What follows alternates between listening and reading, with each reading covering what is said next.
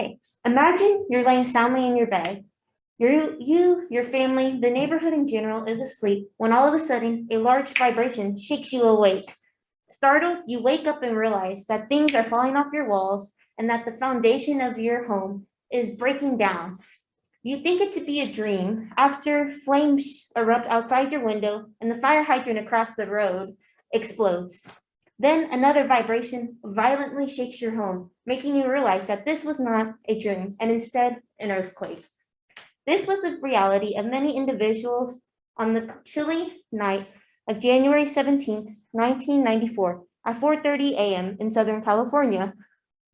Now, the Northridge earthquake of 1994 shook the state of California due to plates converging together.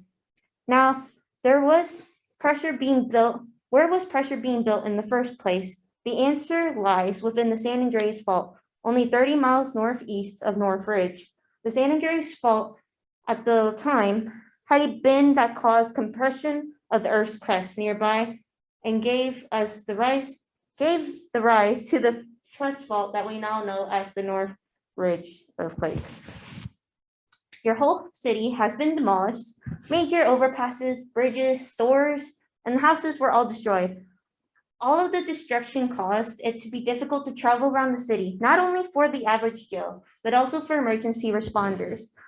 You later find out that there is $20 billion in damages, with $40 billion in economic loss. Your neighbor is dead along with 56 other individuals, and luckily your house isn't destroyed. However, there are severe damages. Your house is one of 87,400 that were either damaged or destroyed.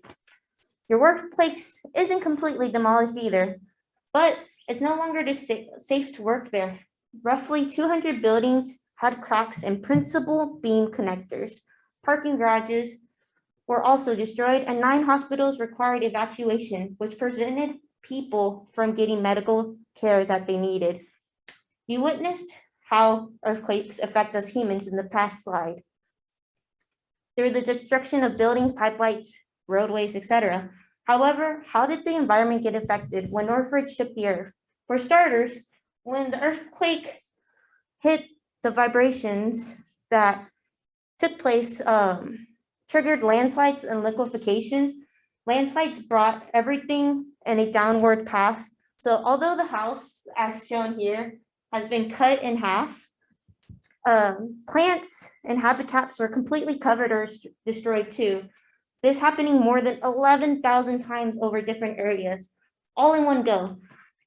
With liquefaction, the sediment becomes a liquid-like, making everything on top of it slide or get sucked in to the earth, which in turn led to destruction of more plants and habitats of homes, more plants and homes for both humans and animals. Fortunately, there weren't any major climate effects. However, there was a change in the behavior of many animals before the earthquake even occurred. In Northridge, in particular, there were many accounts of large rats invading people's homes. Disgusting. As a direct result of the 1994 Northridge earthquake, the state of California was given $20 million to accelerate an already established act, being the Seismic Hazards Mapping Act of 1990 for zoning of earthquake hazards. Another effect was amplifying the process of local city and county agencies conducting engineering and special geological studies on the land in the area, making sure it was designed to handle substantial earthquakes that could occur in the area. Now, when buildings are constructed now, they are designed out of steel and required to meet a certain engineering standard so that they don't crumble during future earthquakes.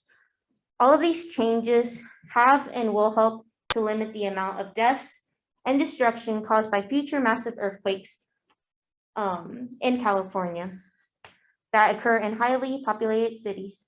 And here are our sources. Thank you.